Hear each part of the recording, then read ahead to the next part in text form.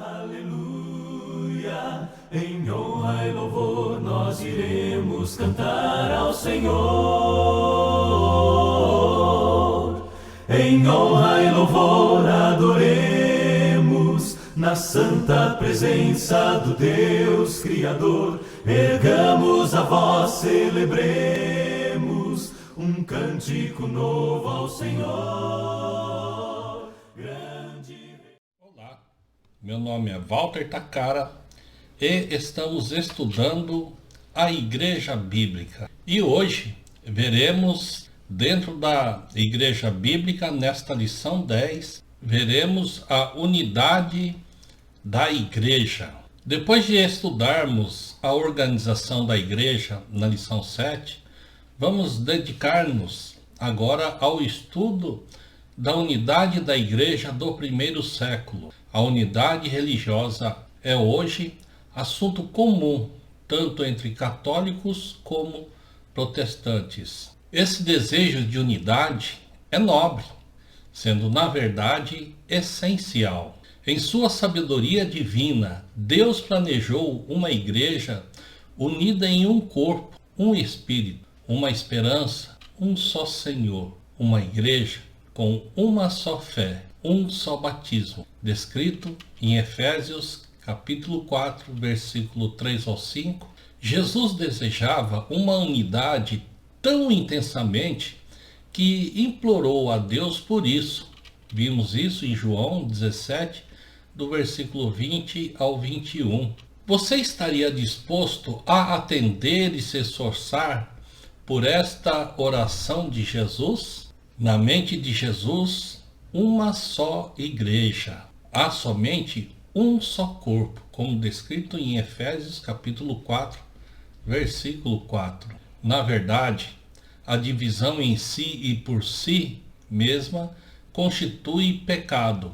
E isso está descrito em 1 Coríntios 3, do versículo 3 ao 4. O coração do Senhor se entristece ao ver a cristandade dividida. Entretanto, a simples união não basta. Somente estar juntos não basta. Jesus não pediu uma unidade baseada em opiniões humanas, mas na vontade de Deus, como revelada na palavra da verdade.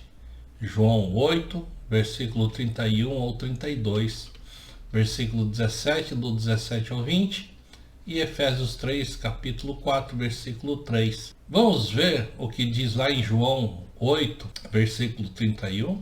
Diz assim: Disse Jesus aos judeus que haviam crido nele: se vocês permanecerem firmes na minha palavra, verdadeiramente serão meus discípulos, e conhecerão a verdade, e a verdade vos libertará. Quanto mais conhecemos, mais estudamos do Senhor Jesus, mais seremos libertos das nossas próprias opiniões. E assim, não teremos a nossa própria opinião, mas saberemos o que Jesus quer através das Sagradas Escrituras. Depois de alertar os presbíteros quanto ao perigo da divisão, Paulo disse então: agora, pois, encomendo-vos ao Senhor e à palavra da sua graça, que tem poder para vos edificar. Desejo de Jesus: uma só igreja. Visto que a palavra de Deus é a base da unidade, pelo estudo da Bíblia, podemos observar que, através dela, a Igreja de Cristo nos primeiros séculos era unida.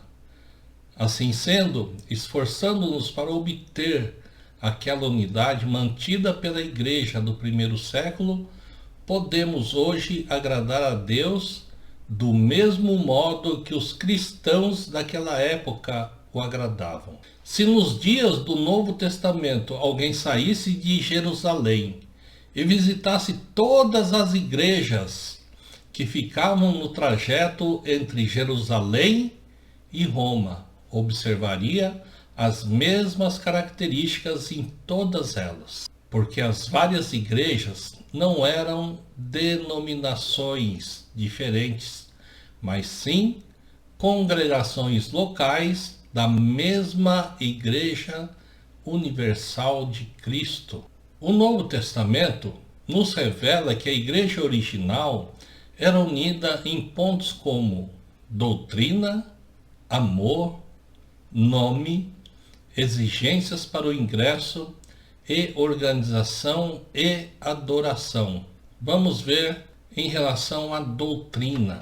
A mensagem de Cristo às principais igrejas era sempre a mesma, quer falasse a judeus ou gentios. Paulo pregava sempre um único evangelho para todos. Romanos 1,16. Ele disse à igreja de Corinto: Timóteo vos lembrará os meus caminhos em Cristo Jesus, como por toda parte ensino em cada igreja. E ordenou também a todas as igrejas determinadas regras para o casamento, que se encontra em 1 Coríntios capítulo 7, versículo 17. Ele disse à igreja de Corinto: Timóteo vos lembrará os meus caminhos em Cristo Jesus, como por toda parte ensino em cada igreja.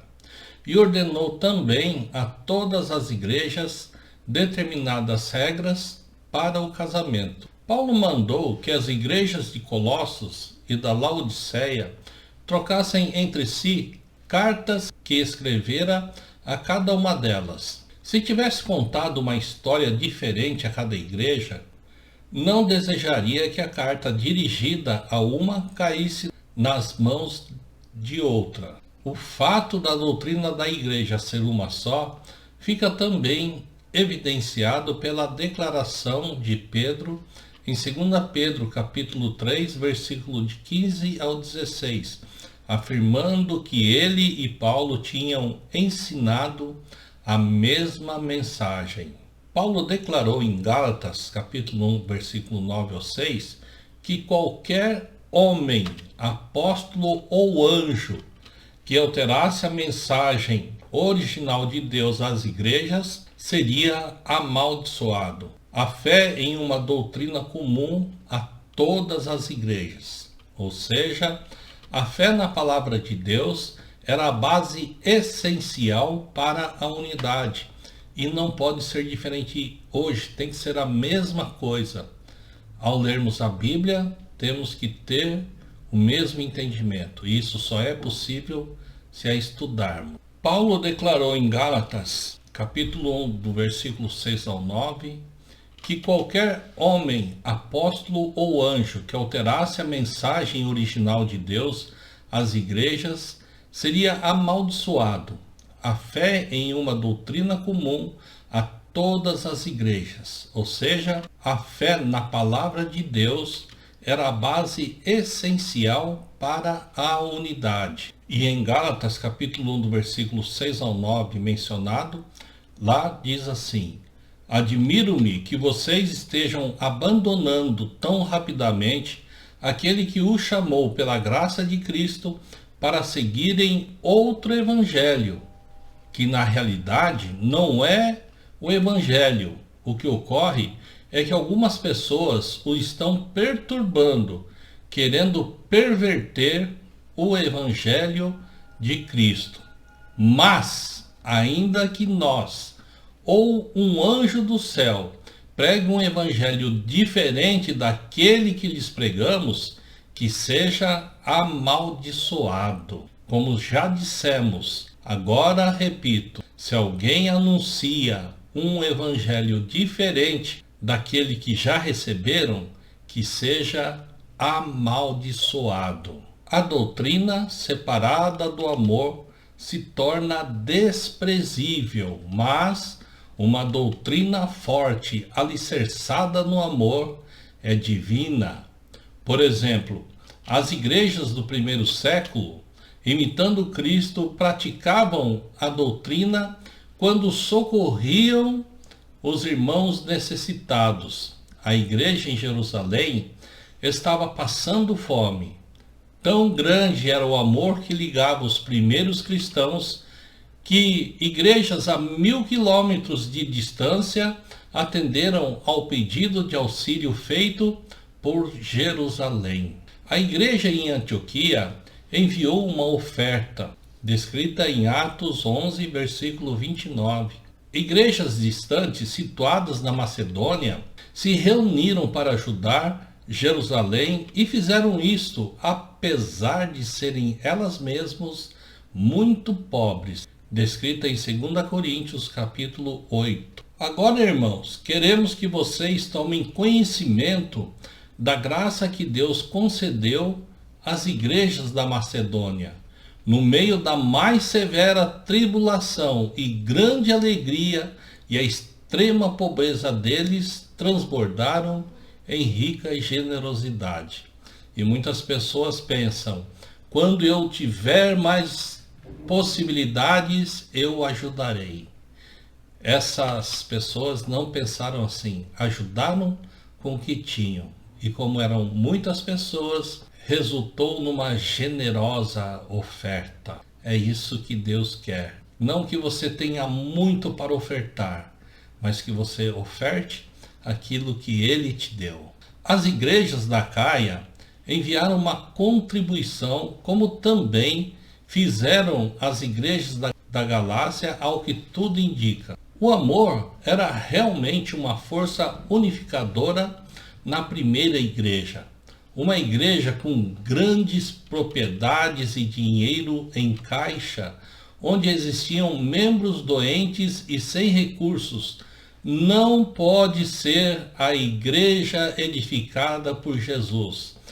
João diz em 1 João capítulo 3, versículo 17, aquele que possuir recursos deste mundo e vir seu irmão padecer necessidade e fechar-lhe o seu coração, como pode permanecer nele o amor de Deus? Vamos ver agora sobre nomes, né? O que tem a ver nomes? Os nomes humanos têm sido sempre uma fonte de divisão. Até na igreja de Corinto, os membros se dividiram sob os nomes de Pedro, Paulo e Apolo. O apóstolo Paulo repreendeu-os severamente com as palavras: acaso Cristo está dividido? Foi Paulo crucificado em favor de vós? Ou foste porventura batizados em nome de Paulo? 1 Coríntios capítulo 1, versículo 13. Paulo então se opunha a tal divisão. Os nomes pelas quais era conhecida a igreja do primeiro século não foram dadas por homens, visto haver apenas uma igreja naquele tempo. Efésios 4:4. Eles se referiam com frequência ao corpo do Senhor, usando simplesmente a palavra igreja. Ela era a igreja em Jerusalém, Atos 11, 22. Na Ásia Menor, Atos 14, 23. Em Roma, Romanos 16, versículo 5. Vamos ver o que está descrito em Atos 14, 23. Paulo e Barnabé designaram-lhes presbíteros em cada igreja. Tendo orado e jejuado, eles os encomendaram ao Senhor, em quem havia confiado. A igreja também foi chamada de Igreja de Cristo, Romanos 16, versículo 16, e Igreja de Deus. O nome Igreja de Deus foi empregado em diversas localidades e não numa só: Tessalônica, na região da Galácia, em Éfeso. A igreja do primeiro século era somente conhecida por nomes que glorificavam a Deus e a Cristo. Vamos ver em 1 Timóteo capítulo 3, versículo 5. Pois se alguém não sabe governar sua própria família, como poderá cuidar da igreja de Deus? Cada membro da igreja era chamado de cristão na Ásia Menor e entre os judeus da dispersão nas várias partes do mundo. 1 Pedro capítulo 4, versículo 16.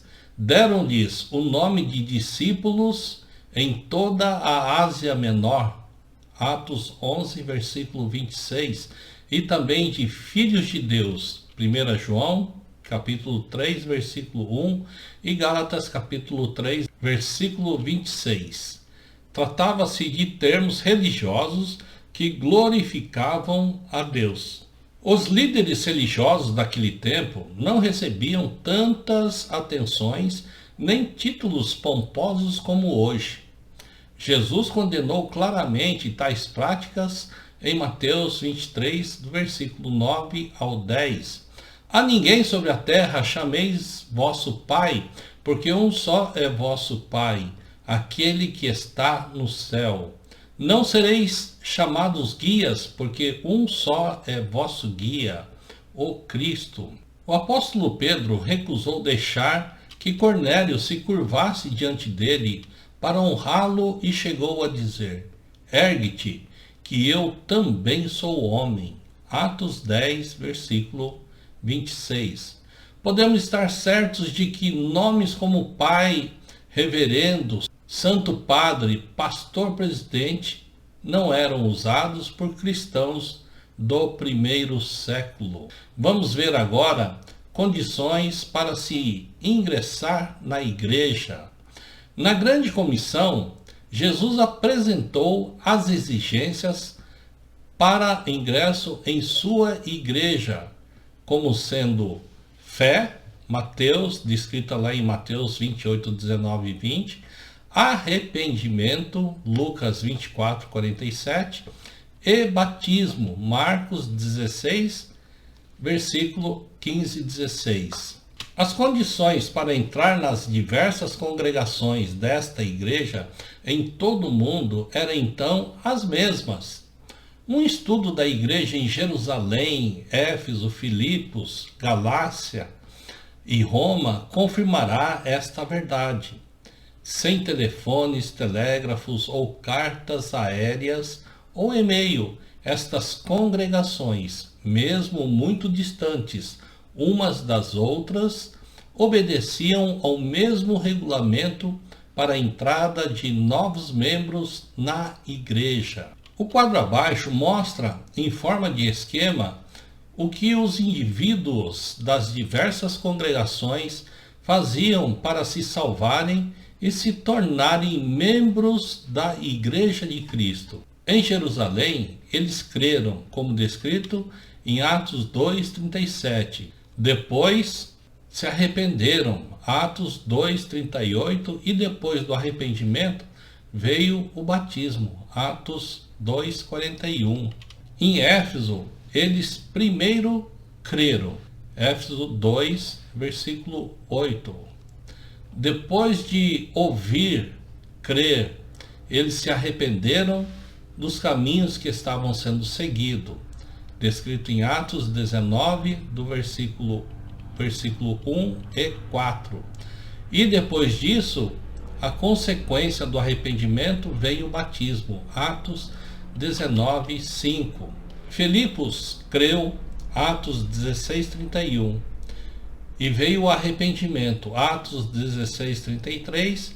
E após isso, o batismo, Atos 16, versículo 33. Também descrito que em Roma, que eles creram, Romanos 10, versículo 9. Veio arrependimento e confissão, Romanos 10, versículo 9. E finalmente o batismo, Romanos 6. Agora vamos ver as condições para ser membro da igreja. As pessoas que desejarem nos dias de hoje ser apenas ou unicamente cristãos poderão tornar-se membros da Igreja de Cristo da mesma forma que aquelas que viveram no primeiro século. As condições para ingresso na Igreja de Cristo sempre foram e sempre serão as mesmas. Vamos ver agora sobre a organização da igreja. Desde que a última lição mostrou a organização do Novo Testamento, esta lição terá por objetivo explicar que esta organização serviu para unificar a igreja em todo o mundo. Havia presbíteros, bispos, pastores, supervisores em Jerusalém, Atos 15, versículo 2, em Éfeso, Atos 20, versículo 17, em Creta, Tito, capítulo 1, versículo 5, em Filipos, Filipenses, capítulo 1, versículo 1, entre os judeus que foram espalhados pelas nações, Tiago 5, versículo 14, e nas igrejas da Ásia Menor, Atos 14, versículo 1 e capítulo 9, versículo 23. Um dos aspectos da fundação de presbítero em todas as igrejas era que houvessem vários deles liderando e servindo em cada congregação.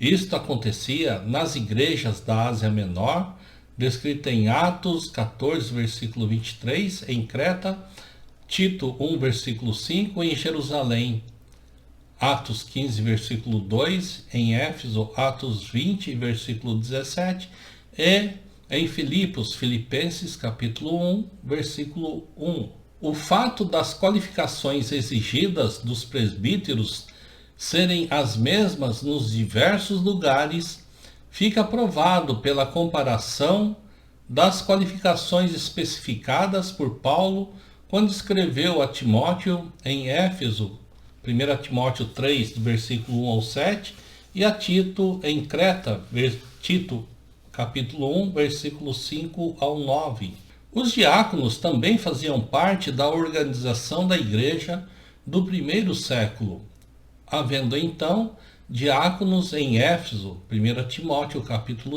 3, do versículo 8 ao 10, do versículo 12 a 13, e em Filipos, Filipenses capítulo 1, versículo 1. Embora os 7 discípulos mencionados em Atos 6 não sejam especificamente chamados de diáconos, muitos estudiosos da Bíblia acreditam que esta passagem se refira aos primeiros diáconos da igreja em Jerusalém. No plano de Deus, Jesus é o cabeça e, nas igrejas locais, cada um sob a supervisão dos seus próprios presbíteros. A organização que estudamos não ultrapassava os limites da congregação local, não sendo também hierárquica nem autoritária. O próprio Pedro, que também era presbítero, declarou: rogo, pois, aos presbíteros que há entre vós, pastoreai o rebanho de Deus que há entre vós, não como dominadores dos que vos foram confiados, antes tornando-vos modelos do rebanho. 1 Pedro, capítulo 5, do versículo 1 ao 3. Vamos ver agora sobre o culto. O culto desempenhava um papel importante na vida dos primeiros cristãos. Se alguém, viajando de Jerusalém para Roma, tivesse parado para visitar cada congregação situada no trajeto de mais de 1.500 quilômetros, teria encontrado um sistema de culto comum a todas elas. Ou seja, estaríamos em casa da mesma maneira. Vamos ver agora sobre o dia da reunião. As igrejas do Novo Testamento observavam todas as semanas o mesmo dia de reunião. E, ao que parece, este recebeu o nome de o Dia do Senhor. Apocalipse capítulo 1, versículo 10. O autor de Hebreus ordenou a seus leitores, judeus crentes em várias partes do mundo, que observassem esse dia de assembleia ou de congregação. Hebreus 10, 25. Deixar de reunir-se com os santos era considerado pecado. Outras passagens explicam Hebreus 10, 25 e mostra qual era o dia da assembleia.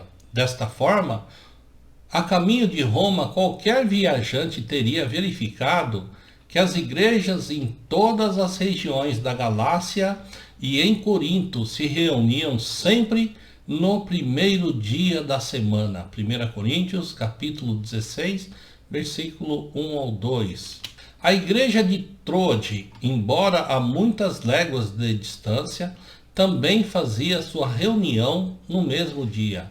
Atos 20, versículo 7. Vamos ver sobre a ceia do Senhor. Um dos principais objetivos da reunião realizada no primeiro dia da semana era o partir o pão, ou tomar parte da ceia do Senhor, encontrados lá em Atos 20, versículo 7 e 1 Coríntios, capítulo 11, do versículo 17 ao 34.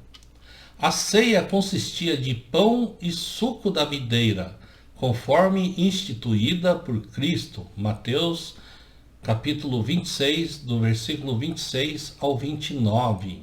Na igreja do primeiro século, todos os cristãos se serviam de ambos os elementos de maneira reverente. 1 Coríntios, capítulo 11, do versículo 7 ao 30. Ao tomarem a ceia do Senhor, os discípulos do primeiro século não criam estar crucificando Jesus de novo, pois acreditavam que ele tinha sido oferecido uma vez por todas, em contraste com os sacrifícios diários dos judeus, porque com uma única oferta aperfeiçoou para sempre quantos estão sendo santificados. Hebreus, capítulo 10, versículo 10, versículo 12 e versículo 14.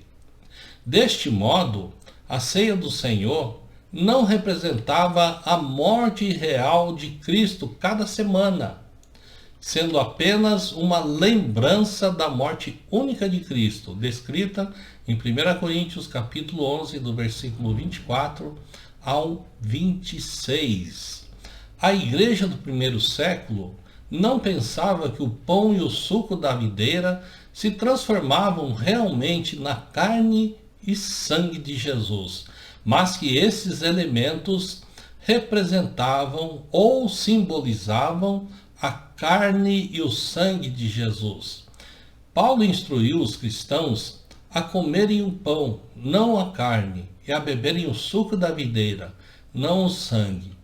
Assim, como a discernirem ou meditarem e concentrarem seus pensamentos no corpo e sangue de Cristo enquanto bebiam e comiam. 1 Coríntios, capítulo 11, versículo 26 ao 29 e Mateus 26, 29. A igreja deve anunciar a morte de Jesus até que ele volte, observando a ceia do Senhor. Vamos ver agora sobre música na igreja. A igreja de Cristo em todo o mundo empregava música vocal em seus cultos. A música instrumental não é mencionada uma vez sequer no Novo Testamento como fazendo parte do culto e, portanto, não é autorizada por Cristo. Tiago exortou seus leitores de várias nações a cantarem. Podemos ver isso em Tiago capítulo 5, versículo 13. Paulo aconselhou os efésios a cantarem, em Efésios 5, versículo 19. Assim como a igreja de Colossos, em Colossenses 3, versículo 16. Ele afirma claramente em 1 Coríntios 14, 15, que a música da igreja, o canto, deve ser praticada com espírito e procurando compreender o texto. E as orações? As orações fervorosas foram uma característica da igreja do primeiro século. Jesus tinha prometido: tudo quanto pedirdes ao Pai em meu nome, ele vô-la concederá. João 15, 16. Paulo chamando atenção para o fato de que há um só Deus e um só mediador entre Deus e os homens, Cristo Jesus, aconselhou os homens em todo lugar a orarem. 1 Timóteo capítulo 2, versículo 5 e versículo 8. Como resultado, em Jerusalém, Atos 12, versículo 5, em Roma, Romanos 8, 26, na Macedônia, 1 Tessalonicenses, capítulo 5, versículo 17. Em todo lugar, os cristãos fizeram orações a Deus em nome de Cristo. E as contribuições dos primeiros cristãos, como era? Os cristãos do primeiro século eram generosos em suas contribuições em dinheiro. A igreja de Jerusalém era tão generosa que seus membros foram muito além do dízimo que a religião judaica exigia e deram tudo que tinham à igreja para ajudar numa ocasião especial. Podemos ver isso em Atos 4, do versículo 32 ao 35. Como já mencionado, as igrejas da Macedônia fizeram donativos apesar da pobreza em que viviam, a fim de socorrer os santos de Jerusalém que passavam necessidade. 2 Coríntios, capítulo 8, do versículo 1 ao 5. Paulo recomendou às igrejas da Galácia e à igreja de Corinto que fizessem contribuições em cada primeiro dia da semana, conforme a prosperidade dada por Deus a cada um. Podemos ver isso em 1 Coríntios 16, versículo 1 a 2. Vamos falar agora sobre a pregação pública. A pregação e o ensino faziam parte da prática universal na adoração da igreja do primeiro século, conforme se verifica pelas atividades de Paulo na Ásia Menor, Atos 14, do 21 ao 22.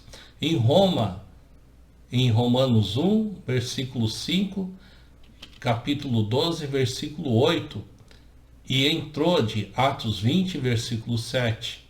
O objetivo da pregação era dar instrução espiritual ao povo para que pudesse ser salvo, 2 Timóteo, capítulo 4, do versículo 1 ao versículo 4. As pregações e o ensino público deviam ser feitos pelos homens e não por mulheres. Paulo disse: como em todas as igrejas dos santos, conservem-se as mulheres caladas na igreja.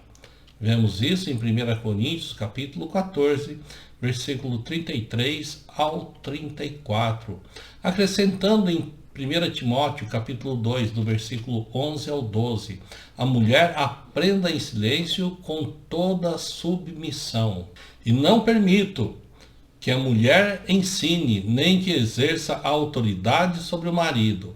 Esteja, porém, em silêncio.